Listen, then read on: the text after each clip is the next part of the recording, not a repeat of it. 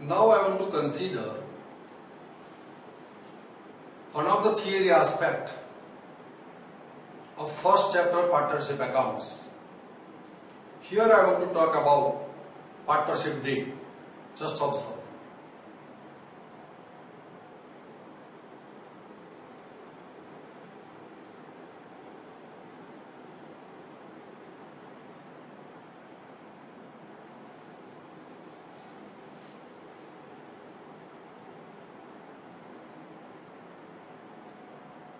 Just read.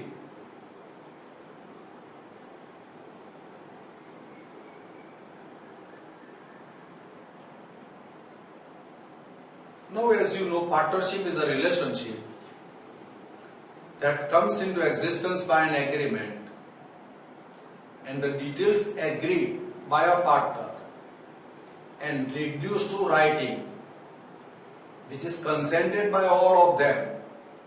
All those terms and conditions agreed by them is incorporated in a document which is known as partnership deed. Now, in order to see that the dispute do not arise between partners, an agreement is entered into at the inception of a partnership firm. The problems between the partners are solved in accordance with the provisions of the partnership agreement. Partnership agreement may be written or oral. A written agreement, which is known as partnership deed, is desirable to avoid the disputes in future.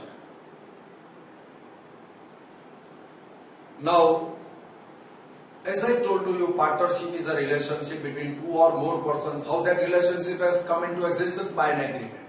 To what do they agree? To do the business for profit, to share the profits, and the business affairs will be conducted by the relationship of principal and agent, or the business affairs will be conducted by either all of them or any one of them acting for all. Now, this agreement which brings this relationship, what are the various matters that are agreed by the partners and reduced to writing, which is known as partnership deed. So let us understand those matters agreed by the partners.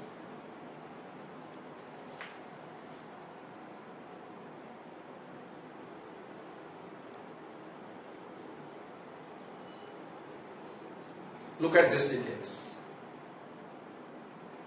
Partnership deed is an administrative constitution of a partnership firm which contains a provision relating to the administration of the firm, mutual rights and obligations of the partners of the firm.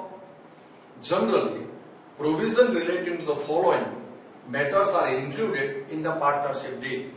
Now, these are the various matters about which agreement is entered into, and those details of agreement are reduced to writing in a document known as partnership deed. Now, what are the matters? Provision as to capital. The business is to be done. For business, there are three activities: financing, investing, and operating. The financing is done by the contribution of capital by the partners. So, how much capital is required to be contributed for a particular business, and that too by which partner how much, that is also to be decided and agreed, and for that provision as to capital is the first matter that is agreed by the partners. Interest on capital. Now, if the capital is given by a partner is disproportionate, means same capital is not contributed by every partner, then those partners who contribute more, they should be rewarded for that. And to grant that reward, they just agree about the interest on capital. Interest on capital is given if it is agreed between the partners, otherwise it cannot be given.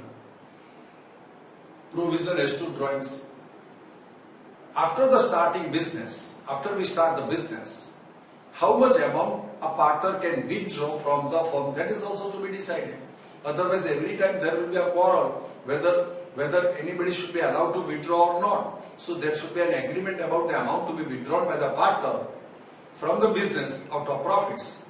So provision as to drawings, interest on drawings. Suppose that there are three partners and everybody has not withdrawn the same amount. The amount withdrawn is disproportionate. Then the person who has withdrawn more funds has to pay for it. And the person who has withdrawn less funds has to pay less for it. And whatever the interest on drawings that they pay, it's an income or a gain of a partnership firm, and that should be charged from a partner in case of disproportionate drawings. So interest on drawings. If there is no agreement as to charge interest on drawings, no interest on drawings could be charged. About salary, bonus, commission, remuneration to be paid to a partner. Active partner may be given a salary, efficient partner may be given a commission, or bonus also could be granted to a partner. For that there should be an agreement and it should be reduced to writing. After distributing profits in this varied manners, whatever the profit left, divisible profit left thereafter, should be distributed amongst partners in proportion of their agreed ratio. If there is no such agreed ratio between the partners in partnership deed, then it is distributed equally as per the partnership act that we shall see later on. Provision as to interest on loan. If the partner has given a loan to a firm, how much interest should be paid to a partner for the loan given by him to the firm? That interest rate should be agreed, or if it is not agreed, it should be presented in the partnership deed. In the absence of such agreement, interest on loan is to be granted at the rate of 6% as per the partnership act that we are going to consider later on. About the calculation of goodwill of a firm. Now, when the partner do the business for certain number of years, they build a reputation in the market, and the value of that reputation is known as goodwill. And how to find out the value of that goodwill, that is also agreed by the partners in the partnership deed, and that is very useful for accounting of goodwill in case of admission, retirement and reconstruction of a partnership firm, which is going to be discussed later on in your account subject. About admission and retirement of a partner, how a new partner could be admitted, how a partner can retire, all these things can be agreed, how the partnership firm can be dissolved, brought to an end. So these are the various matters for which there could be an agreement, and that agreed stipulations, agreed terms and conditions are reduced to writing in a document which is known as partnership deed.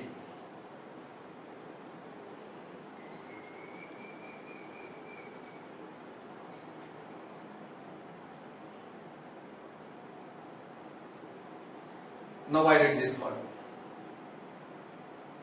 Provisions of Partnership Act are applicable to the matters of dispute between the partners.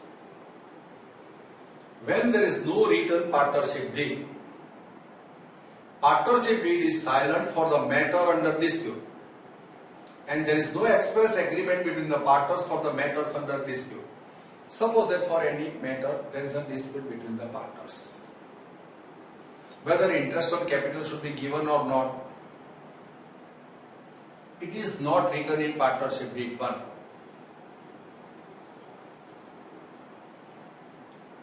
Or partnership deed is silent on the issue, or there is no express agreement, there is no mutual understanding between the partners about the interest on capital. In that situation, you should apply the provision of Partnership Act to settle the dispute. Now, in this Partnership Act, partners are not required to pay interest on drawings. Partners are not entitled to have interest on capital contributed. Now, this is what Partnership Act says. So, no interest on capital could be given to a partner in the absence of agreement. Thus, as prescribed in Section 13 of the Partnership Act, in the absence of an agreement between the partners, partners are not entitled to salary, partners are not entitled to interest on capital, partners are not required to pay interest on drawings, partners are entitled to interest at the rate of 6% on the loan advanced by a partner to the partnership firm, or in the absence of an agreement, the partners will share profits and losses equally. So these are the principles to be applied in the absence of agreement between the partners about these matters. This is prescribed in Partnership Act, applicable to all partnership firms. So here I have discussed about the partnership deed.